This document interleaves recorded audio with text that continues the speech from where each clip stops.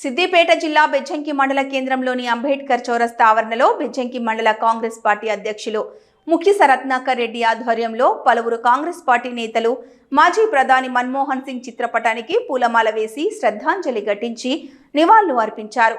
అనంతరం మండల కాంగ్రెస్ పార్టీ అధ్యక్షులు రత్నాకర్ రెడ్డి మాట్లాడుతూ భారతదేశ ఆర్థిక వ్యవస్థను బలోపేతం చేయడంలో కీలక పాత్ర పోషించిన వ్యక్తిగా మాజీ ప్రధాని మన్మోహన్ సింగ్ చరిత్రలో చిరస్థాయిగా నిలిచిపోయారని కొనియాడారు.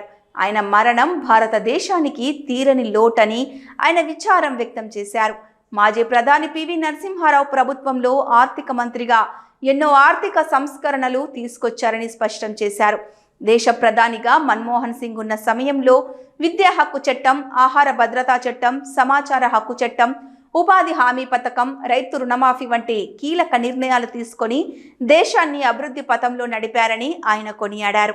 అంతకుముందు మండల కేంద్రంలోని అంబేద్కర్ నగర్లో కాంగ్రెస్ పార్టీ బ్లాక్ కాంగ్రెస్ ఉపాధ్యక్షులు లింగాల శ్రీనివాస్ ఆధ్వర్యంలో డాక్టర్ మన్మోహన్ సింగ్ చిత్రపటానికి పూలమాల వేసి ఘన నివాళులు అర్పించారు.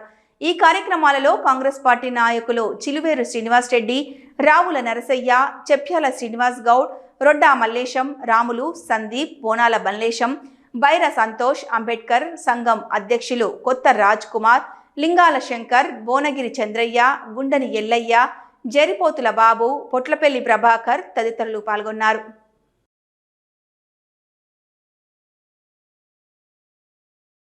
ఆర్బీఐ గవర్నర్గా పనిచేసి మాజీ ఆర్థిక మంత్రిగా పనిచేసి 2 పర్యాయాలు అనగా 10 సంవత్సరాలు ప్రధానమంత్రి పదవిలో ఉండి మన సమాచార హక్కు చట్టాన్ని తీసుకొచ్చిందే మన మన్మోహన్ సింగ్ గారు. అలాగే ఎన్హెచ్ఎస్ జాతీయ ఉపాధి పనుల శ్రీకారం చుట్టింది కూడా మన మన్మోహన్ సింగ్ గారే శ్రీకారం చుట్టారు.